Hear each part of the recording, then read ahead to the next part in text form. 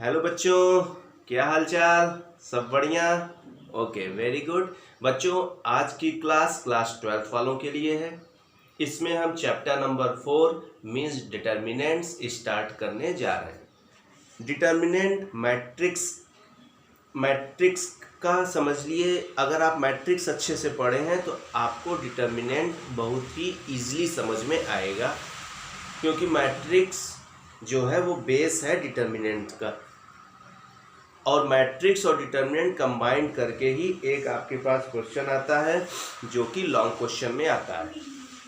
ठीक है, तो बच्चों डिटर्मिनेंट क्या है ये पहले सीख लें, फिर इसके कुछ प्रॉपर्टीज सीखेंगे, फिर एडजॉइंट ऑफ डिटर्मिनेंट निकालना सीखेंगे, कोफैक्टर ऑफ डिटर्मिनेंट निकालना सीखेंगे। डिटर्मिनेंट के हेल्प से हम ट्रायंगल का एरिया निकालना सीखेंगे। डिटर्मिनेंट के हेल्प से हम लीनियर इक्वेशन, वो भी 3 वेरिएबल में, सॉल्व करना सीखेंगे। ठीक है, तो बच्चों देखते हैं what is the concept of determinant, what is determinant. जैसे आप बच्चों देखे होंगे, जैसे a1x b1y plus c1 is equal to 0 का अगर हम बात करें, या कांस्टेंट हम उस साइड करते हैं इज इक्वल टू c1, कोई दिक्कत नहीं है। a2x and b2y is equal to c2, ये दो लीनियर इक्वेशन है, ये दो लीनियर इक्वेशन है। अब इस लीनियर इक्वेशन का देखिए हम मैट्रिक्स फॉर्म कैसे लिख रहे हैं। मैट्रिक्स फॉर्म, अगर ऐसा ब्रैकेट बन रहा है तो ये मैट्रिक्स है। अभी डिटर्मिनेंट हम आपको बताएंगे कि क्या है इसी के हेल्प से। तो पहले मैट्रिक्स में हम कोफिशिएंट्स लिख लिए, दूसरे मैट्रिक्स में हम वेरिएबल्स लिख लिए, और इज इक्वल टू तीसरे मैट्रिक्स में हम कांस्टेंट लिख लिए। अब ये दो लीनियर इक्वेशन आप ऐसे लिखिए, चाहे इस मैट्रिक्स फॉर्म में लिखिए, बोथ विल बी सेम। आप कहेंगे सर कैसे? अगर आप इसका मल्टीप्लाई करिए तो क्या होगा, इस रो का इस कॉलम में करेंगे तो a1x, चलिए हम आपको मल्टीप्लाई करके दिखाते हैं, a1x प्लस b1y, फिर इसका इसमें करेंगे a2x b2y, और इज इक्वल टू क्या है c1 c2। अब दो मैट्रिक्स अगर इक्वल है तो इसका करस्पॉन्डिंग एलिमेंट इक्वल होगा, तो a1x b1y is equal to c1, और ये इसके इक्वल होगा a2x b2y is equal to c2। आ गया ना भाई? तो सबसे पहली बात, एक चीज हम इसमें सीखे और ये सीखेंगे भी, इसी के हेल्प से हम लोग क्वेश्चन भी सॉल्व करेंगे जो आपका लॉन्ग क्वेश्चन आता है, कि किसी भी लीनियर इक्वेशन 2 वेरिएबल हो चाहे 3 वेरिएबल हो, उसको मैट्रिक्स फॉर्म में कैसे लिखेंगे।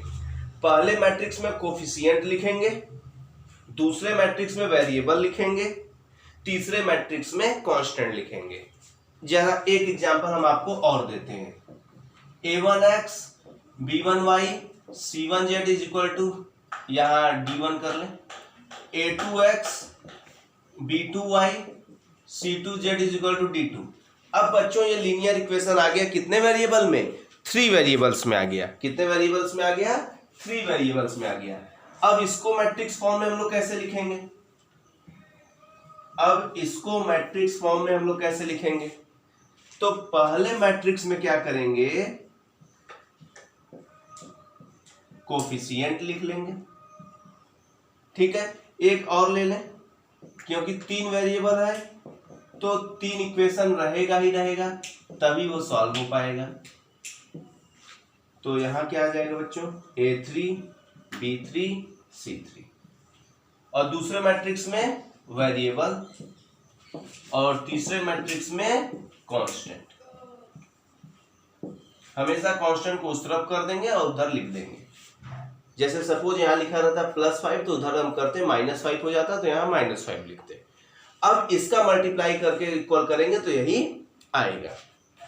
तो एक बात आप सीख गए ना, क्या कि किसी भी लीनियर इक्वेशन, वो चाहे 2 वेरिएबल में हो, चाहे 3 वेरिएबल में हो, चाहे 4 वेरिएबल में हो, उसको आप मैट्रिक्स फॉर्म में कैसे लिखेंगे ये आप समझ गए। अब देखिए डिटर्मिनेंट का क्या कॉन्सेप्ट है ये हम आपको क्लियर करते हैं। जैसे अभी हम लिखे a1 a2 B1 B2 और वेरिएबल लिखे एक्स वाई और उधर कांस्टेंट लिखे C1 C2, ये किसका था मैट्रिक्स फॉर्म? ये इसी लीनियर इक्वेशन का था ना। तो अगर हम बात करें आपसे कि ये जो लीनियर इक्वेशन आपके सामने है इसका सॉल्यूशन एग्जिस्ट करेगा कि नहीं, तो आप कहेंगे कि सर इसका सॉल्यूशन एग्जिस्ट वाला यूनिक अगर होगा कब? जब A1 और A2 का रेशियो B1 और B2 के रेशियो के इक्वल ना आए। ये क्लास 10th में आप पढ़े हैं, यूनिक होता था। यूनिक सॉल्यूशन के लिए A1 upon A2 is not equal to B1 upon B2 होता था। अब सुनिए, अगर हम बच्चों क्रॉस मल्टीप्लाई कर दें, A1 B2 हो जाएगा is not equal to A2 B1, cross multiply किए, इस टर्म को इधर लाए, A1 B2 minus A2 B1 is not, जब ये इधर आ गया तो इधर क्या बचा? Not equal to 0। मीन्स जो 10th में आप ऐसे पढ़े थे, आप एक काम ये भी बता सकते हैं कि A1 B2 और A2 B1 का जो डिफरेंस है माइनस करने पे 0 नहीं आना चाहिए, क्योंकि अगर 0 आ गया तो इसका मतलब ये दोनों इक्वल होगा रेशियो, तब यूनिक तो सॉल्यूशन होगा नहीं। तो A1 B2 minus A2 B1, अगर आप ध्यान से ये देखें तो यही चीज तो है, इसका इसमें मल्टीप्लाई कर लीजिए और माइनस इसका इसमें मल्टीप्लाई कर लीजिए। अगर ये 0 नहीं आ रहा है इसका मतलब ये मैट्रिक्स एग्जिस्ट करेगा, माने यूनिकनेस रखेगा, ये लीनियर इक्वेशन का यूनिक सॉल्यूशन निकलेगा। तो ये जो A1 B2 minus A2 B1 0 नहीं आया तो कोई नंबर आएगा कि नहीं आएगा? जैसे यहाँ कोई कांस्टेंट है तो कोई नंबर ही तो आएगा। वो जो नंबर आएगा बच्चों, उसी नंबर को डिटर्मिनेंट बोलते हैं, उसी नंबर को डिटर्मिनेंट बोलते हैं दिए हुए मैट्रिक्स का। जैसे ये जो नंबर आएगा वो किसका डिटर्मिनेंट होगा? इस मैट्रिक्स का। जैसे अगर हम आपसे बात करें, फिर से कॉन्सेप्ट समझिए थोड़ा सा, जैसे हम बात करें 5x + 6y = 7 एंड 7 8y = 9, तो इसका जब मैट्रिक्स फॉर्म आप लिखेंगे तो 5 7 6 8 और xy = 7 9 आएगा। अगर हम बात करें कि इस मैट्रिक्स से एसोसिएट डिटर्मिनेंट क्या होगा, तो आप बोलेंगे सर इसका इसमें मल्टीप्लाई कर दीजिए, इसका इसमें मल्टीप्लाई कर दीजिए, माइनस कर दीजिए, जो -2 आएगा। This is the determinant associated with this matrix, this is the determinant associated with this matrix.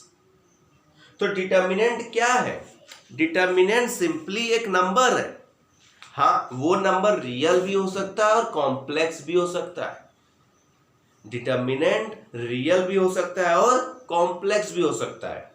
ठीक है, कल को आई के फॉर्म में भी कोएफिशिएंट रहेगा तो हमारा आई के फॉर्म में आंसर आ जाएगा। तो कोई पूछे आपसे डिटर्मिनेंट है क्या, तो आप बताइएगा determinant is a number, bracket में लिख दीजिएगा रियल और कॉम्प्लेक्स, कोई भी हो सकता है। तो determinant is a number associated with a given matrix, ये डिटर्मिनेंट है। माने तो हर मैट्रिक्स का एक डिटर्मिनेंट होगा, हर मैट्रिक्स का एक डिटर्मिनेंट होगा ये। और आप ऐसे मल्टीप्लाई करेंगे, या तो A1 A2 A3 B1 B2 B3 C1 C2 C3, या तो 3x3 का मैट्रिक्स आपको इस चैप्टर में या तो 2x2 का मिलेगा या तो 3x3 मिलेगा। तो डिटर्मिनेंट के लिए जानने वाली बात क्या है? डिटर्मिनेंट क्या है? एक नंबर है जो कि मैट्रिक्स से एसोसिएटेड रहता है। वो बताता है कि वो जो मैट्रिक्स बना है वो किसी न किसी लीनियर इक्वेशन से बना होगा, तो वो लीनियर इक्वेशन यूनिकनेस रखेगा कि नहीं, सॉल्यूशन उसका यूनिक होगा कि नहीं, ये बताता है। ये हमको हम कॉन्सेप्ट बता रहे हैं। तो डिटर्मिनेंट एक नंबर है, पहली बात। डिटर्मिनेंट हमेशा स्क्वायर मैट्रिक्स का निकलेगा, वो चाहे 2x2 का हो, चाहे 3x3 का हो, चाहे 4x4 का हो। डिटर्मिनेंट हमेशा किसका निकलेगा? स्क्वायर मैट्रिक्स का निकलेगा, क्योंकि जब भी कोई लीनियर इक्वेशन हमारे पास रहेगा तो उससे हम स्क्वायर मैट्रिक्स ही फ्रेम करेंगे। समझ में आया? अब बात कर लेते हैं हम आप डिटर्मिनेंट का डिफिनीशन आप लिख लीजिएगा। डिटर्मिनेंट का क्या डिफिनीशन है बच्चों? It is a number, suppose there is a square matrix A, ऐसे हम आपको बता दे रहे हैं, ठीक है। Suppose there is a square matrix A, then a number associated with this matrix is known as determinant and represented as this। अगर ये एक मैट्रिक्स है A, तो इसका डिटर्मिनेंट को किससे रिप्रेजेंट करेंगे? ये लाइन ड्रॉ करेंगे, इसको मॉड नहीं पढ़ेंगे, इसको क्या पढ़ेंगे? Determinant of A। या ऐसे भी कई लोग लिखते हैं, DET लिखते हैं, ब्रैकेट में A लिखते हैं, या डेल्टा से भी रिप्रेजेंट करते हैं। तो जैसे अगर आपसे कोई बोले कि अगर कोई मैट्रिक्स है, इसका डिटर्मिनेंट क्या होगा, तो आप बोलेंगे इसका डिटर्मिनेंट ये होगा। मींस ये वाला ब्रैकेट मैट्रिक्स को अगर रिप्रेजेंट कर रहा है, तो ये सिंगल लाइन वाला ये जो लाइन ड्रॉ कर दी है वो किसको रिप्रेजेंट करेगा? डिटर्मिनेंट को रिप्रेजेंट करेगा, ठीक। या तो इसको ऐसे, अगर ये ए के इक्वल है तो इसका डिटर्मिनेंट ऐसे भी लिख सकते हैं, या तो सिंपली ऐसे भी लिख सकते हैं, या डेल्टा के इक्वल। डेल्टा बेसिकली वैल्यू हो जाएगी, या डिटर्मिनेंट ऑफ ए क्या है? वैल्यू ही तो है। तो कहीं कहीं डेल्टा इज इक्वल टू भी लिख सकते हैं, 8 2 जा 16 और 7 5 जा 35। माइनस लगा के कर रहे हैं, माइनस क्योंकि आपको समझ में आया ही होगा, अभी a1/a2 is not equal to b1/b2 के केस में किए थे, समझ में आया। तो 2 क्रॉस 2 का डिटर्मिनेंट तो फाइंड करना आपको आ गया कि इसका इसमें मल्टीप्लाई माइनस इसका इसके मल्टीप्लाई। अब आपको बच्चों हम सिखा दें कि 3 क्रॉस 3 का मैट्रिक डिटर्मिनेंट कैसे सॉल्व होगा। 3 क्रॉस 3 का डिटर्मिनेंट कैसे सॉल्व होगा? जैसे हम बोले ये डिटर्मिनेंट, अब delta is equal to, determinant को डेल्टा इज इक्वल टू भी लिख सकते हैं, मैक्सिमम आपको यहाँ डेल्टा इज इक्वल टू लिखा हुआ दिखाई देगा। अब इसकी वैल्यू क्या होगी भाई? 2 क्रॉस 2 का तो हम इसका मल्टीप्लाई इसमें किए, माइनस लगाए, फिर इसका मल्टीप्लाई इसमें किए, काम खत्म। लेकिन 3 क्रॉस 3 का वैल्यू कैसे निकलेगा ये देखिए। तो सबसे पहले हम आपको बता दें 3 क्रॉस 3 का टोटल वैल्यू 1 2 3 4 5 6 तरीके से निकाला जा सकता है। There will be 6 ways to find the value of this determinant। कैसे? या तो आप रो 1 के लॉन्ग एक्सपेंड कर दें, या तो रो 2 के लॉन्ग एक्सपेंड कर दें, या तो रो 3 के लॉन्ग कर दें, 3 तरीका। या तो कॉलम 1 के लॉन्ग एक्सपेंड करें, कॉलम 2 के लॉन्ग एक्सपेंड करें, कॉलम 3 के लॉन्ग एक्सपेंड करें, 3 तरीका ये। तो there will be total 6 ways to find the value of this determinant। चलिए हम आपको 2-3 बताते हैं। जैसे अगर हम इसमें करें एक्सपेंडिंग along रो 1, R1 मतलब फर्स्ट रो, तो फर्स्ट रो ये है बच्चों। तो फर्स्ट रो के अलॉन्ग अगर निकालना है वैल्यू, तो फर्स्ट रो का पहला एलिमेंट क्या है? 5। अब 5 लिखते ही 5 जिस रो में होगा और जिस कॉलम में होगा उसको छोड़ दीजिए, उसको डिलीट कर दीजिए, और जो बच गया वो लिख लेंगे। तो 2 3 1 8 बचा। अब रो 1 में चल रहे हैं तो 5 के बाद क्या आएगा? 6 आएगा। अब यहां 6 लिखेंगे तो बच्चों माइनस के साथ लिखेंगे। ये 4 वैल्यू हम जब भी लिखेंगे, इसको हम हटाते हैं 1 मिनट समझाने के लिए। ये 4 वैल्यू जब भी लिखेंगे इनके आगे का साइन चेंज कर देंगे। मींस +6 है तो -6 लिखेंगे, और यहां -6 लिखता तो हम +6 लिखते। ये 4 वैल्यू हम की साइन चेंज कर देंगे। क्यों? इसमें ये है कि ये जरा 6 का जो प्लेस वैल्यू है आप बताइए, तो फर्स्ट रो और सेकंड कॉलम में है, तो 1 और 2 i और j, i + j मतलब 1 + 2 3 ऑड आ गया। तो जहां जहां i और j का वैल्यू ऑड आएगा उसको हम माइनस में लिख देंगे। ये हमारा पहचान भी हो जाएगा कि वो वैल्यू ऑड प्लेस का है।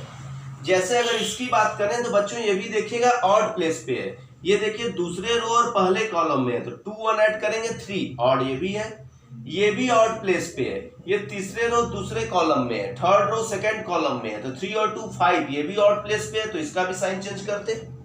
अगर हम इसके लॉन्ग करते और बीच में हमें ये लेना पड़ता तब। अब जैसे हम रो 1 के लॉन्ग कर रहे हैं तो 5 लिखे, ठीक। अगर ये लिख रहे हैं तो माइनस लगाना पड़ेगा, साइन चेंज करना होगा, माइनस रहता तो प्लस लगाना पड़ता। तो ये प्लस माइनस का कॉन्सेप्ट है। अब ये 6 अगर हम लिखे तो ये 6 वाला कॉलम और ये 6 वाला रो डिलीट कर देंगे, ये डिलीट। क्या दिख रहा है आपको? 1308 दिख रहा होगा। तो अब यहां लिखेंगे 1308। अब आगे बढ़ेंगे बच्चों और 7 लिखेंगे, तो 7 वाला रो और कॉलम डिलीट किए, तो आपको क्या दिख रहा है बोर्ड पे? 1201 दिख रहा है। अब ये लिख लेंगे, और ये काम आप फिजिक्स में किए होंगे आई जे के वाले कॉन्सेप्ट में, वेक्टर वगैरह में। अब इसका मल्टीप्लाई किए 8 2 जा 16, माइनस लगा के तब मल्टीप्लाई करेंगे 3, फिर ये 8 1 जा 8 माइनस 0, 7, इसका मल्टीप्लाई 1, 0 2 जा 0, 60 में से 3 गया 13, तो 5 इंटू 13 और माइनस 6 इंटू 8 प्लस 7 इंटू 1, ये सॉल्व कर लीजिएगा आप लोग। तो वैल्यू निकालना आया आपको कि नहीं बच्चों? डिटर्मिनेंट चाहे 2 क्रॉस 2 का हो तो ऐसे निकलेगा, 3 क्रॉस 3 का हो तो पूरा ऐसे करना होगा। ये हम रो 1 के लॉन्ग एक्सपेंड किए, आप रो 2 से भी कर सकते थे, रो 3 से भी कर सकते थे। आपको हम बता दिए ये 4 नंबर का साइन चेंज करके लिखिएगा, नहीं तो आंसर गलत आएगा, पहली बात। दूसरी बात बच्चों, आप उसी के लॉन्ग एक्सपेंड करिएगा जिसमें आपको मैक्सिमम 0 दिख रहा हो। जैसे यहां अगर हम बात करें, अगर हम इसको एक्सपेंड करना चाहेंगे तो हम इसको एक्सपेंड करेंगे अलोंग रो 3, एक्सपेंडिंग अलोंग रो 3, क्योंकि रो 3 में ही हमें एक 0 दिख रहा है। या तो कॉलम 1 से भी कर सकते थे, कॉलम 1 में भी वो 0 दिख रहा है। तो रो वाला आपको बताया, चलिए एक हम कॉलम वाला बता देते हैं, C1 के लॉन्ग एक्सपेंड करते हैं। तो ये 5 लेंगे, ये डिलीट, बचा क्या? 2 3 1 8। आगे बढ़ेंगे ऐसे नहीं, अब C1 लिए तो ऐसे बढ़ेंगे ना। अगला है -1 लेंगे, क्योंकि भाई ये तो इसमें आ रहा है तो ये साइन चेंज। अब ये डिलीट 6 7 1 8, और ये 0 अब आगे लेने की जरूरत ही नहीं। तो 0 का ये फायदा है, क्योंकि अब 0 लिखेंगे तो मल्टीप्लाई करने पे 0 ही हो जाएगा। इसलिए ऐसा रो या कॉलम आप सेलेक्ट करिए जिसमें 0 आया हो। एक 0 वाला आया हो तो ठीक, किसी में 2 0 हो तो वो ले लीजिएगा, तो तुरंत हो जाएगा। अब इसको अगर हम करें तो 8 2 जा 16, 3 1 जा 3, और 8 6 जा 48 और 7 1 जा 7।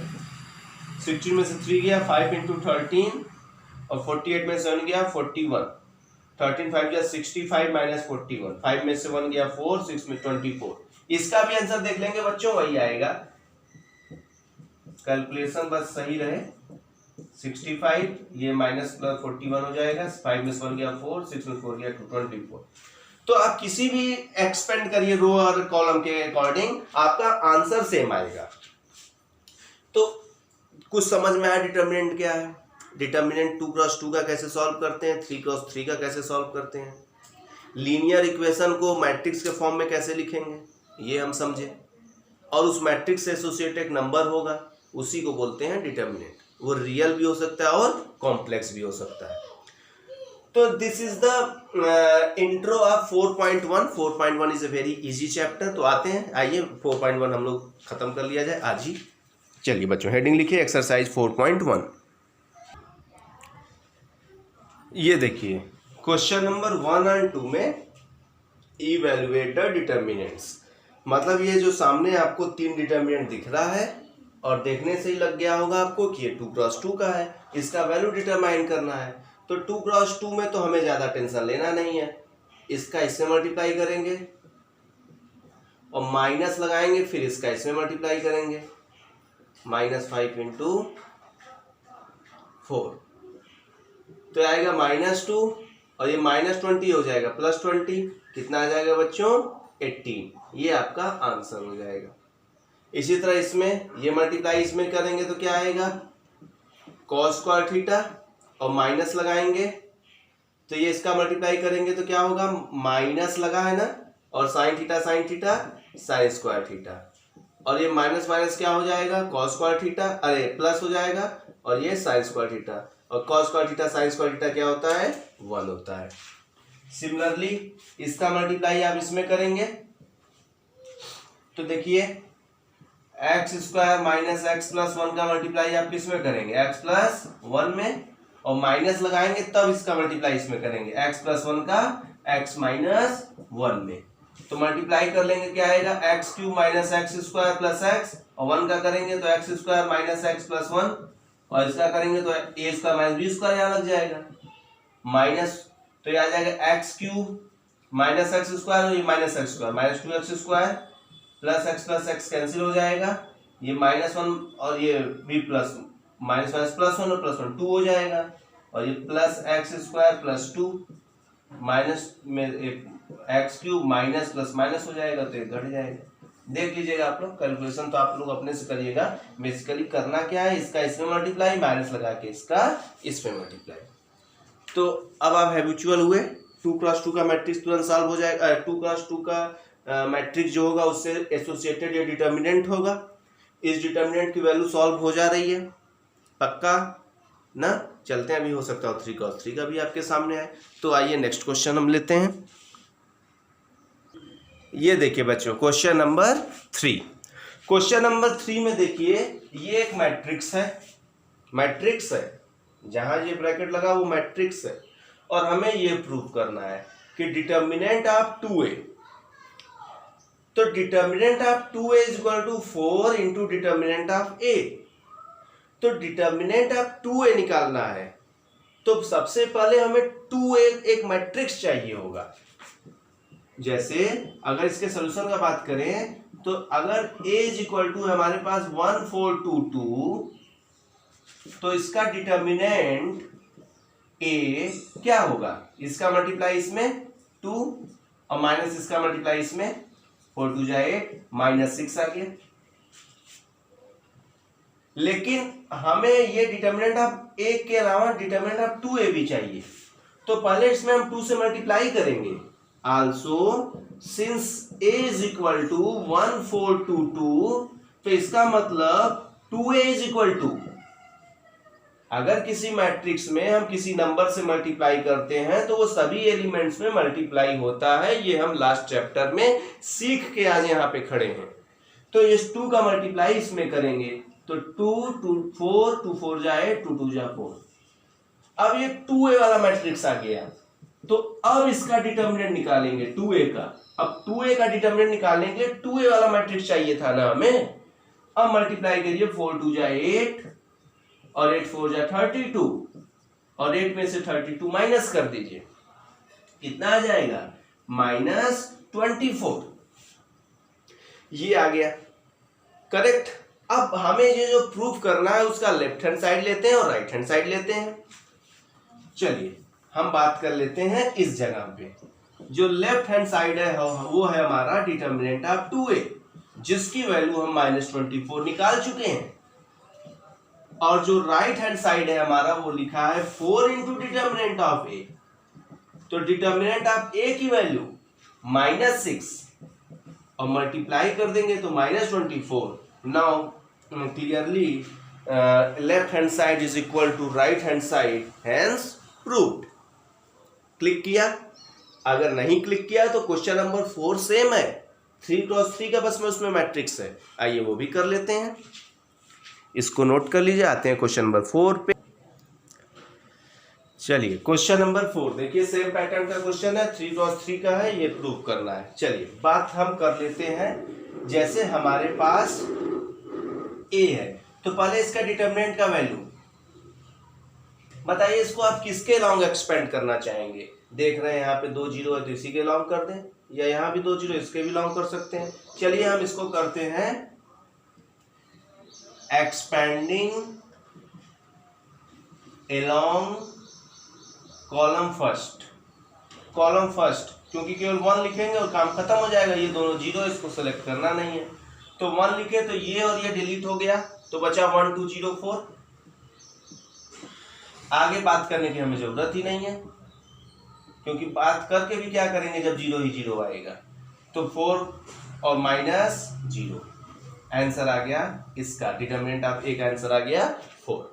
चलिए, अगर ये ए है, हमें डिटरमिनेंट 3a निकालना है, तो पहले आप हमें बताइए कि नाउ इफ एक मैट्रिक्स ए जो है वो 1 0 0 0 1 0 1 2 4 है, देन 3a मैट्रिक्स क्या आएगा? 3 से सब में मल्टीप्लाई हो जाएगा, तो 3 0 0 0 3 0 3 6 12 यही हो जाएगा, ये आ गया।